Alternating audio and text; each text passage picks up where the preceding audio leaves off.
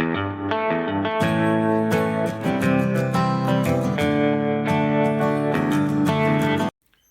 I'm Fabio Martins with Bees Gold Honey Farm. Today our video is going to show our basic hive setup, how we raise bees, and the different components of the hive. There's many different setups for hives. Like this one, it's a vertical hive. There's also horizontal ones and many variations.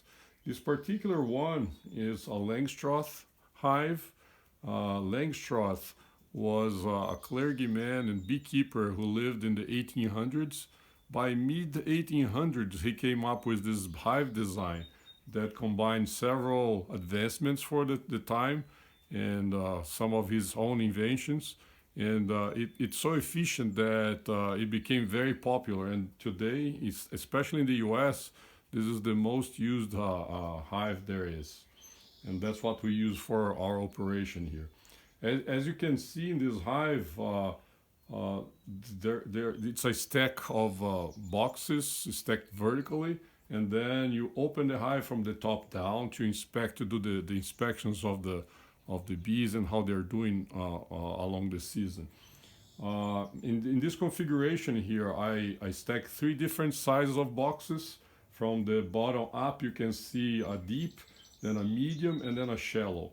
The different sizes have to do with how much weight you're willing to carry, right? The most efficient way to raise bees, they need at least one deep brood box, one deep box, which is called the brood box, where they raise the young. And the taller the frames are, the better for the bees to raise the young. So in our operation, we decided we're going to use only one deep box. There's many people that use two deep boxes especially for winter survival, because they can, during winter, they move up and they can access the honey stores that are on the next box up. We believe that using one single deep box and then a medium or a shallow as a honey store is sufficient for us, and that's what we're trying to do here. So from the top down, we have an external cover, which is just basically for weather protection. This one is a wood with a metal clad, and there's different ones with styrofoam, for instance, that are more heat efficient, but maybe don't last as long. And I have some insulation inside to help keep the bees temperature uniform.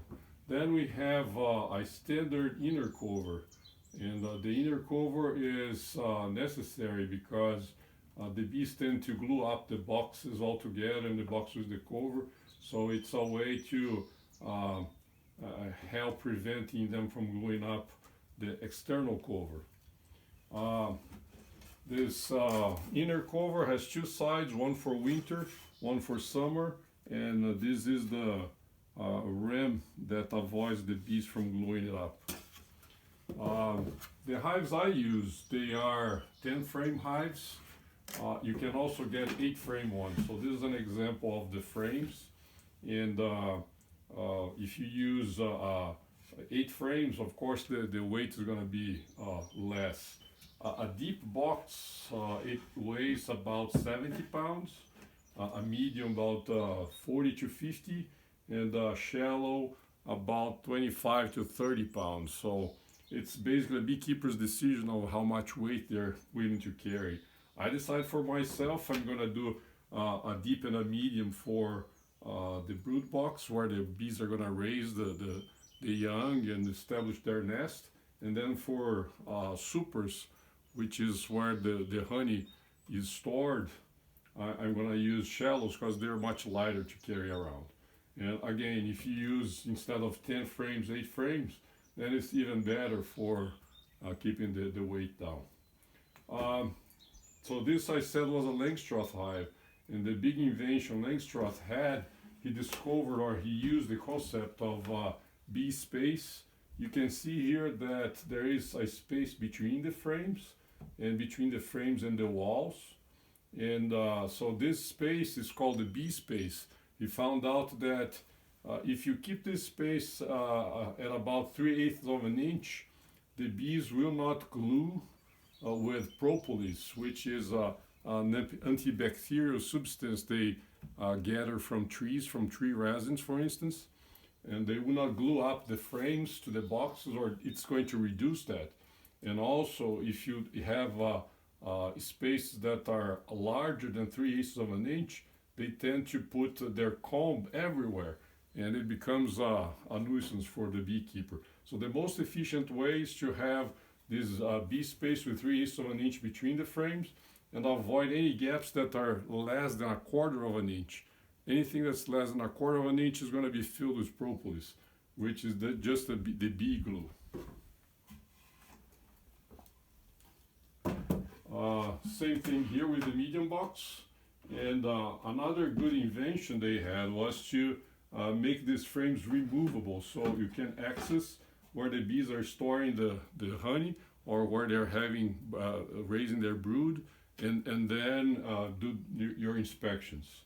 And it's very important. It's actually, these days, it's mandatory to have removable frames, because bee inspectors come around and to access the hive and to do the inspections, they have to have removable frames. So here we have the bottom board, and that's where the stack of boxes goes on. And this is basically where the bees enter and exit the hive.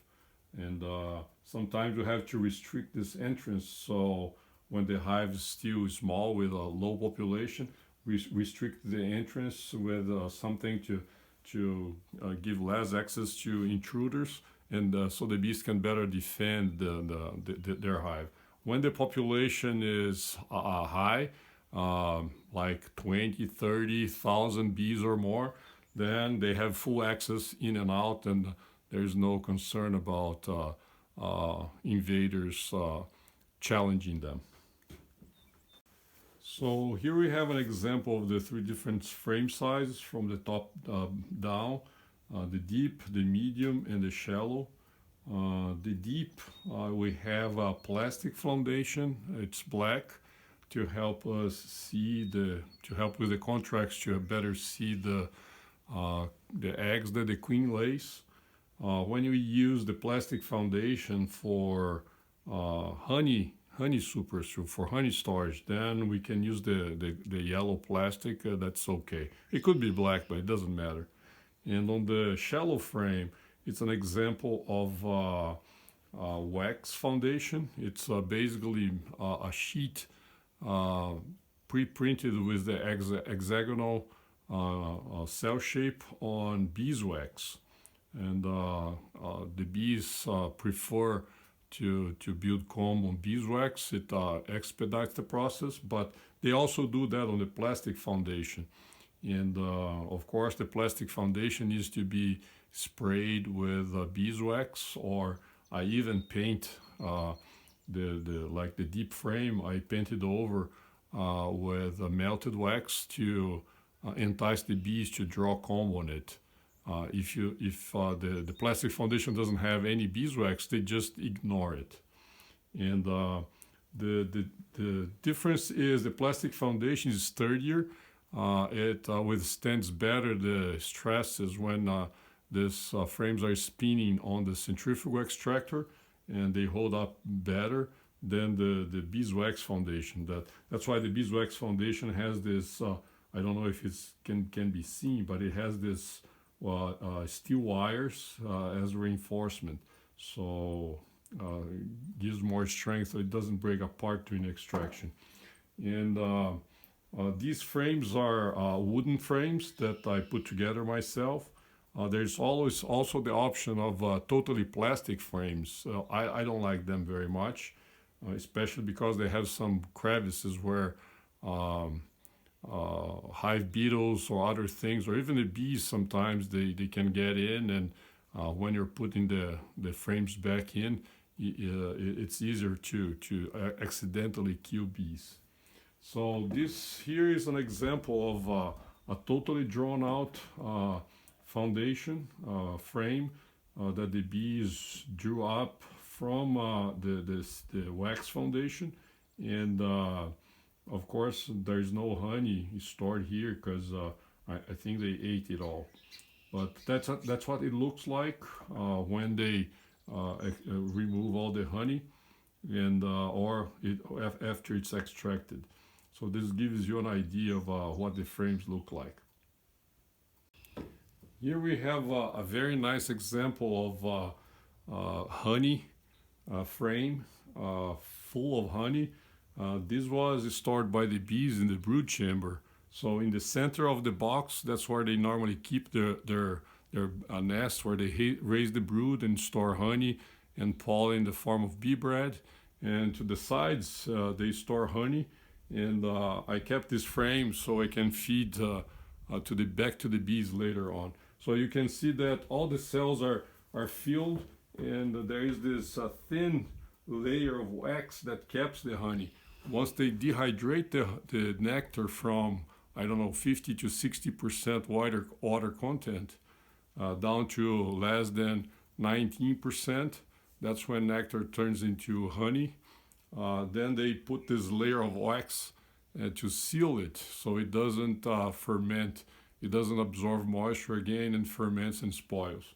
And so then it's good for a long time, and that's how bees store their honey. So when we're harvesting the honey, we take the frames out, remove with a knife the wax cappings, and spin it in a centrifugal extractor, and then just strain it. You don't want to remove the pollen and other things that are beneficial in honey.